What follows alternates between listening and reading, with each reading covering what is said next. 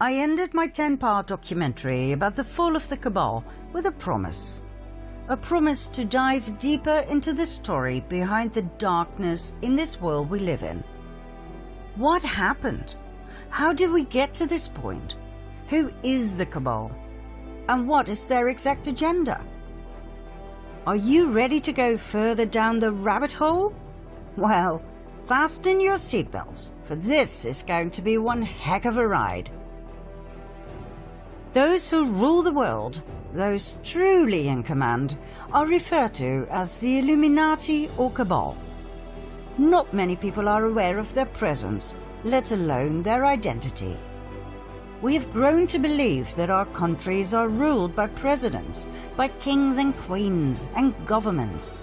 But the truth is, these are mere puppets on a string. Who pull the strings?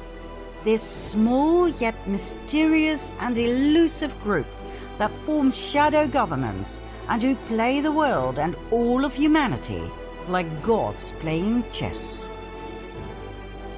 Is the Cabal for real? Or is it just a myth, blown out of proportion by conspiracy theorists looking for a common enemy? The Cabal is very real. The evidence can be found throughout history, abundantly. This story covers thousands of years.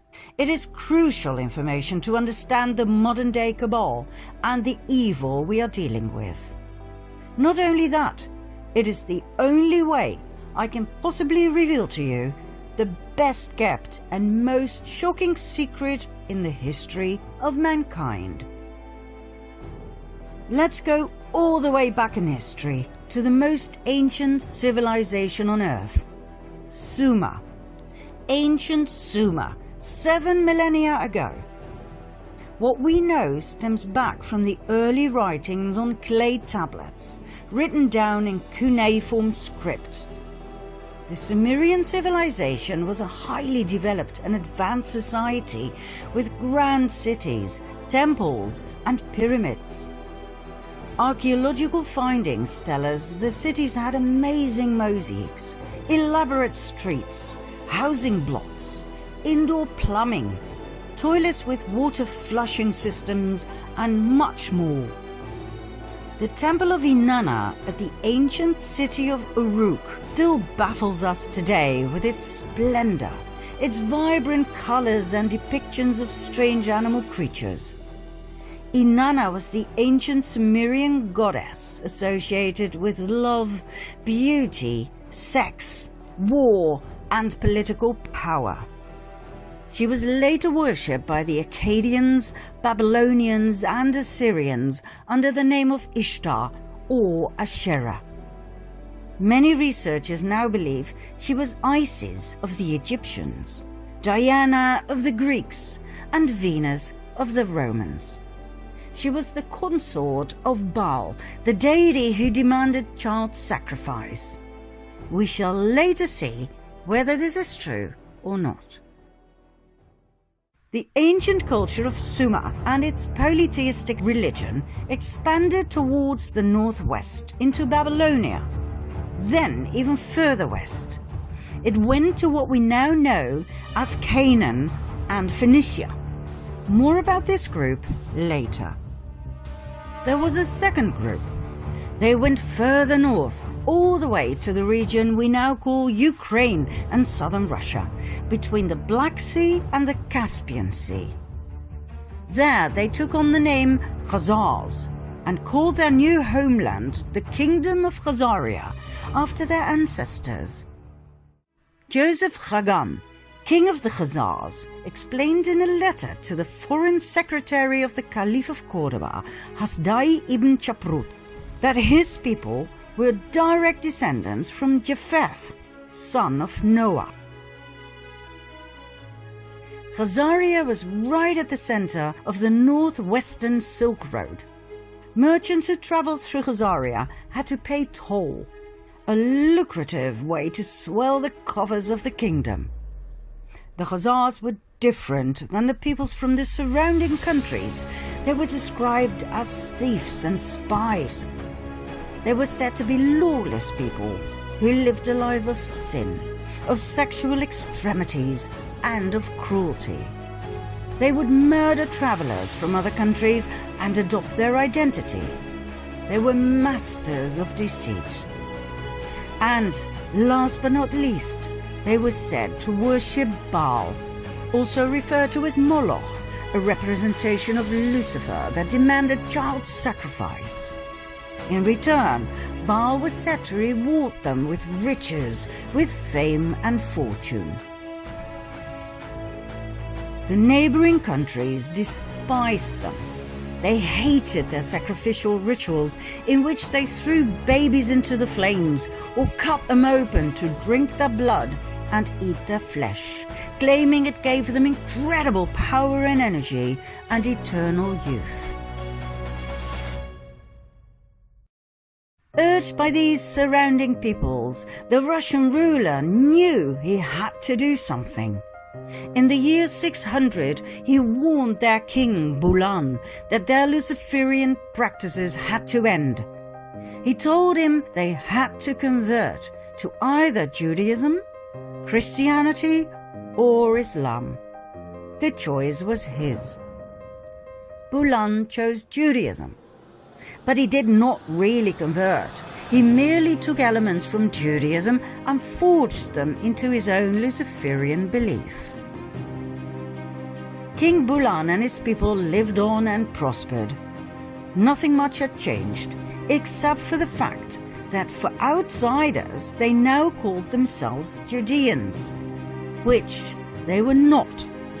Mind you, the name Jew wasn't invented until the 18th century. 4 centuries went by. In 965 AD, the Russian ruler, Grand Prince of Kiev, Sviatoslav I, felt they had gone too far with their continued devil-worshipping and child sacrifice. He decided to wipe them out. But the Khazars had their spies everywhere, and the Russian cunning plan was brought to the ears of the Khazarian king, who, just in time, fled the country with his 25 wives and 60 concubines, all of the nobility, plus an enormous amount of gold and silver. The entire exodus of royalty and nobility went via Hungary to Poland, then from Germany southward to France and Spain. Everywhere they went, some were left behind. In order to reveal their true identity, they called themselves Ashkenazi Judeans, knowing very well that their new home countries would not exactly be eagerly awaiting Luciferian Khazars. Ashkenaz, by the way, was the name of a region they inhabited during their migration from Sumer to Babylonia to the Caucasus. Like all regions at that time, this one too was called after the descendants of Noah, Ashkenaz being a grandson of Japheth and great-grandson of Noah. Now don't worry, you don't have to remember any of this. We just need to tell you from a historical point of view. It does explain a lot though, as Japheth, son of Noah, had 2 grandsons, Ashkenaz and Togarma, who became arch-enemies according to rabbinic literature. Now the people we are dealing with here descended from Togarma, yet they adopted the name of their arch-enemy, Ashkenaz. Why? We will soon find out. Just remember this, it was all by design. The Ashkenazim settled in their new homelands and swore to rebuild their empire. In no time, they built up an empire of wealth and influence. After all, they were the royalty and nobility of the ancient bloodlines of Sumer and Babylonia. They had the startup capital, so to speak. They swore to take revenge on Russia, the country they had been expelled from. Their revenge also stretched out to the Jews, as in the original people from Judea. Why? Because back in the time of Princess Jezebel, during a situation in which 2 deities were challenged, they chose Yahweh over Baal. That was their death sentence, as the Khazari and Ashkenazim would never forget nor forgive.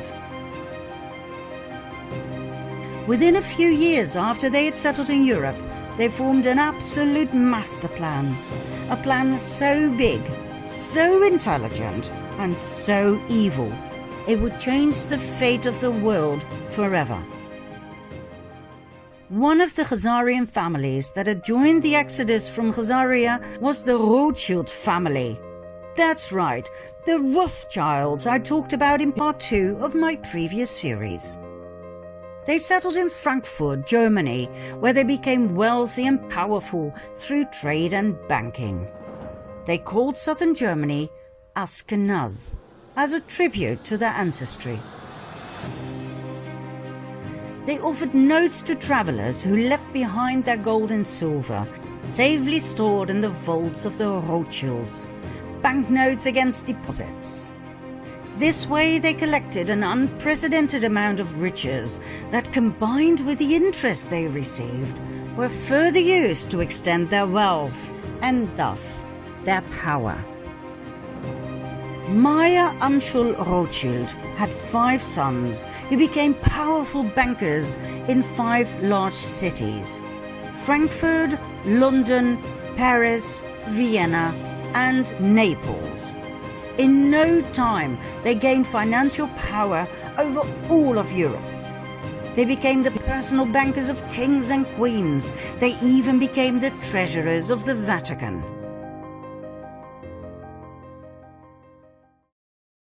Before we continue with an event in the 18th century that has been deliberately erased from our history books, we have to pause this storyline and go back to the early Middle Ages for a second storyline. The two will meet during this 18th century event, and when they do, things will fall into place, I promise. We'll start in the age of the Crusades. In 1048 AD, an organization was founded that we refer to as the Order of Malta. They were founded in Jerusalem. Their goal was dual. One arm of the order ran a hospital in the Holy Land to tend to Christian pilgrims. The other arm was military, tasked by Rome to protect Christians against the local Muslim population. Their symbol? The equal-armed Maltese cross. During the first 50 years of their existence, Jerusalem was Muslim territory. The amount of Christian pilgrims who went to Jerusalem was limited, even by Islamic law. In 1096 AD, the first of 9 wars broke out. They became known as the First Crusade. The Crusades were religious wars initiated and supported by the Roman Catholic Church. Their goal was to recover the Holy Land from Islamic rule. 3 years after the Crusaders had left for the Holy Land, this goal was achieved. Godfrey de Bouillon and his brother Baldwin, leaders of the First Crusade, became rulers of Jerusalem. The Crusades may have been romanticized in literature and movies, but the truth is, they were insane religious wars focused on nothing but death, destruction, and forced conversion. An estimate of nearly 2 million people died. In 1118, a French knight by the name of Hugh de Payan founded a military order together with 8 relatives and friends. They called the order the Poor Knights of the Temple of King Solomon, later known as the Knights Templar. This order sprang forth from a secret society called the Prieuré de Sion, the Priory of Zion, an order that, by the way, is still alive and active today. With the support of the King of Jerusalem, the Knights Templar set up headquarters on the sacred Temple Mount. Their official goal was to protect pilgrims on the way from Europe to Jerusalem. In and of itself, this is fascinating. 9 knights were officially appointed to protect Christian pilgrims over a distance of 4,000 to 5,000 kilometers. God only knows how they did it. Their not-so-official goal was to rebuild the Temple of Solomon that had been destroyed in 586 BC by the king of Babylon, Nebuchadnezzar. Why this was so important to them, we will show later on. In 1129, the Order of the Knights Templar received the official support of the Roman Catholic Church. The order grew abundantly and donations came pouring in from all over Europe. The Knights adopted a code of conduct in which they swore unfailing obedience to the Master. According to researchers, the principle of obedience made the Knights Templar lethal. They acted swiftly and with certainty to do as they had been commanded. A force of Templars became an extension of the will of its commander, the Grand Master. At the height of their power, the Order of the Knights Templar comprised of almost 20,000 members. Only 10% were armed knights. The other 90% took care of infrastructure and logistics. Even though the knights had sworn to a life of poverty, the order was excessively rich, owning large plots of lands, farms, vineyards, mills, horses, arms, equipment, the island of Cyprus, and an impressive fleet of ships. All the way from Europe to Jerusalem, in every city, they had monasteries, castles, churches, universities. They were so powerful they did not need to obey local laws. They could pass freely across all borders. They didn't have to pay taxes, and they were exempt from all authority except that of the Pope. Furthermore, everything they took from the Muslim population that they subjugated and murdered on their way was given to the order. Did they have these privileges in writing? Oh yes, Pope Innocent II took care of everything by signing the papal bull Omne Datum Optimum in 1139. All the order had to do was swear obedience and allegiance to the Pope. There was one area, though, in which the Templars truly excelled: banking. They had a network of banks in many countries that enabled pilgrims to deposit assets in their home countries and withdraw funds in the Holy Land. By the 13th century, the Templars had become such competent and trusted bankers that European kings and nobles who embarked on crusades to the Holy Land often forwarded large cash sums to the Templars that could be withdrawn later so they could pay their armies. The Templars even gave out loans to rulers. They excelled in everything they did, for which they were overloaded with donations, gifts, fame and fortune. However, in the early 14th century, the Knights Templar met their final destiny: King Philip IV of France. This man was heavily indebted by the order. When he asked for even more loans, the order refused. King Philip decided it was time for the Knights Templar to meet their maker. On Friday the 13th of October 1307, a multitude of knights were arrested, including their Grand Master, Jacques de Molay. After years of imprisonment, he and many others were burned at the stake. Medieval documents state that Molay called out a curse over the king and the Pope, Clement V, who had failed to protect them against the wrath of the king, and who had even dissolved the order through his papal bull, Vox in Excelso. Although the Pope dissolved the order, he did not formally condemn it, which would have been normal in those days. 1 month later, Pope Clement died. 8 months later, King Philip died.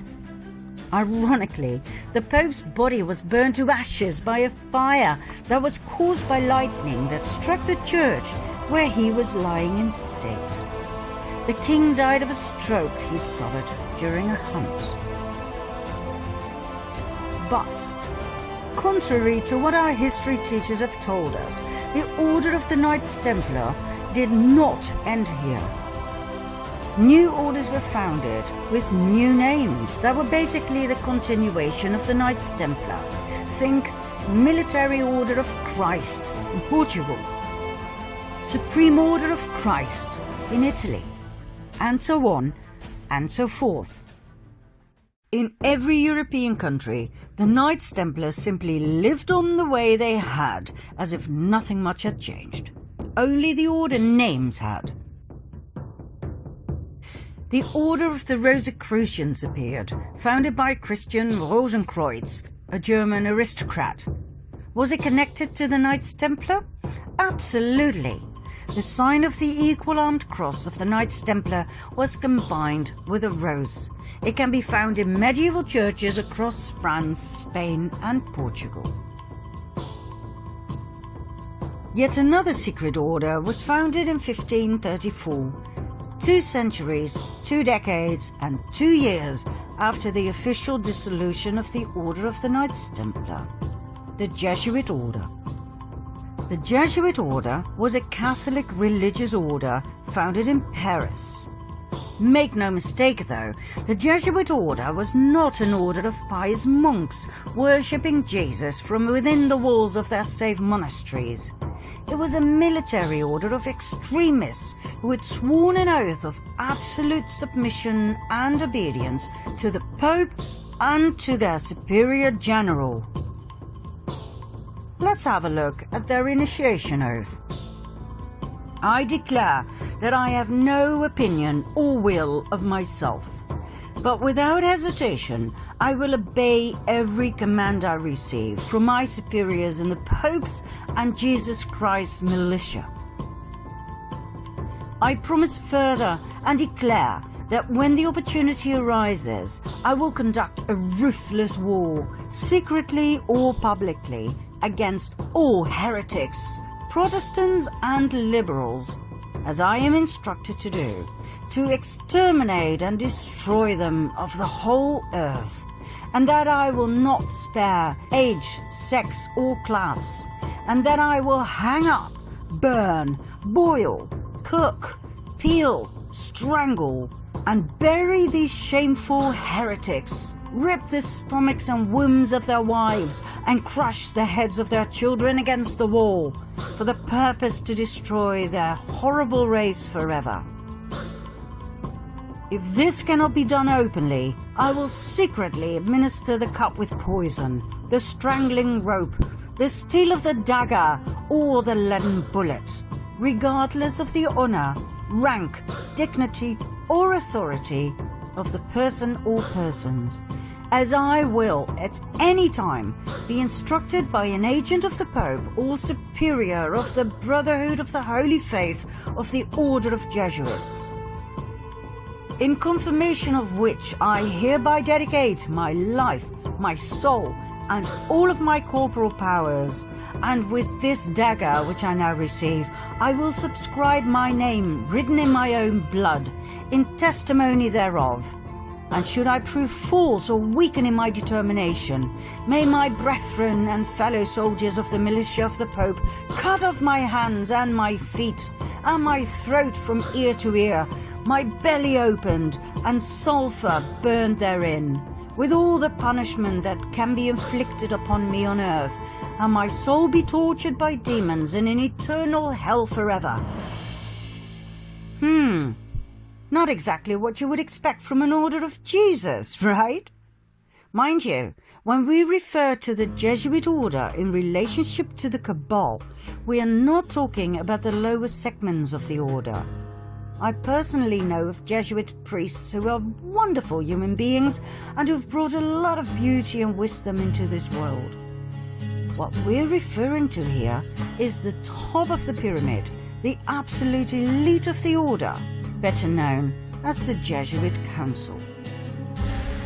Documents from the Golden Age show us that the Jesuit order grew into an extremely powerful group of men. Their influence went far beyond the religious world. It stretched all the way into the secular. They infiltrated the old Masonic lodges. The Masons were skilled tradesmen in the construction trade. They worked with their hands. They worked hard, physical labor. The infiltrated Jesuits were allowed to join because of their contributions in the area of architecture, science and arts. They were called the Free and Accepted Masons, hence the name Freemasons. The Freemasons were wealthy men with a special knowledge of architecture. It is known that they were especially interested in the Temple of Solomon, just like the Knights Templar. Furthermore, they were focused on the preservation of esoteric knowledge, for instance about the Cabal. The fascination with the Temple of Solomon is not the only link between the Freemasons and the Knights Templar. Even today, the York Rite administers 3 orders of Masonry, one of which is the Knights Templar. The Knights Templar of the York Rite is a military branch of the Freemasons, just like the medieval order of the Knights Templar. They both have the symbol of the equal-armed Red Cross. So, in short, the Freemasons were a highly secretive group of powerful Jesuits who had infiltrated the countless Masonic lodges across the world. They founded their own umbrella lodge in 1717, the Premier Grand Lodge of England, and that would turn out to be their salvation. What happened? The Jesuits had become way too powerful to the liking of 80 heads of states worldwide who obviously felt threatened by the powerful order. They banned the order and put pressure on the Pope, Clement XIV, to do the same. In 1773, the Pope succumbed to their demand. He promulgated the Dominus ac Redemptor, the Bull of Extinction, that put an end to the Jesuit order. It seems indeed history repeated itself. But guess what? It didn't end there. Just like the Knights Templar before them, they continued using another name. In this case, the Freemasons. 1 year after his betrayal of the Jesuits, Pope Clement was murdered by poisoning. Just like the Luciferian Hussars, the Jesuits too, and their predecessors like the Knights Templar, had a taste for revenge. Now, we promised that our 2 storylines would come together at an historical event that would massively impact the world. We have finally reached that point. Do you want to know what happened? Follow me to part 2.